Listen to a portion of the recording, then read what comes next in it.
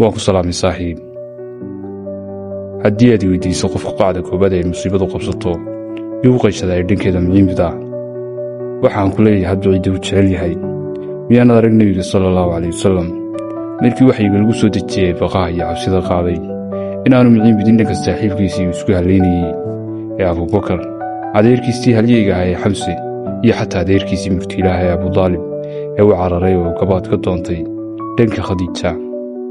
saaxiib, hadba cidda inta badan aad jeceshahay ayuunbaad xaggeeda muciimbadaysaa marka koowaadba. jacaylku waa gabaadkeenna aaminka ah.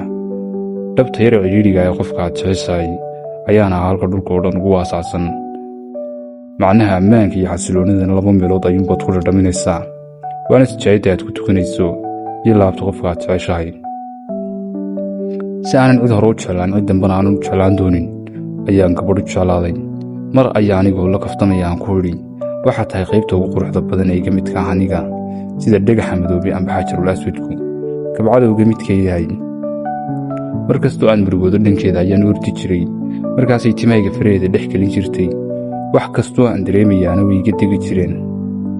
i rumayso, 5 farood ayaa ku filan inay ku dabiibaan. qofka aad jeceshahay madaxaaga gacantiisa kuma salaaxayo ee qalbigiisa ayaa uu ku salaaxayaa. mar kastoo aan farxana iyada ayaanu iman jiray. farxaddana maba aanan dareemi jirin farxadnimadeeda iyo dhadhankeeda ilaa aan iyadoo u imaado. mar kastoo aan arko iyadoo u murugaysan waanu xeeladayn jiray, u farshaxamayn jiray, oo haasaawin jiray ilaa aan ka qosliyo. marka ay qosasho ayaan ku odhan jiray tushka amba daloolka yar ee dhabankaaga ka gudma markaad dhoolla caddaynaysaa. waa sida calaamadaha kulmaha ee hadalka dhigmada amba naska ah lagu qaydo. dhoolla caddayntaada iyo dhabankaaga tushka lihina waa weedha ugu qurxoon ee lasoo dheegto. waxaan ilaabay inaan u sheego in labadeedaas duuduub aanay ahayn duuduub yaroo wejigu uu mar sameeyey oo dhammaaday ee ay yihiin labada dhinac ee dayaxa. nabaadiina saaxiib.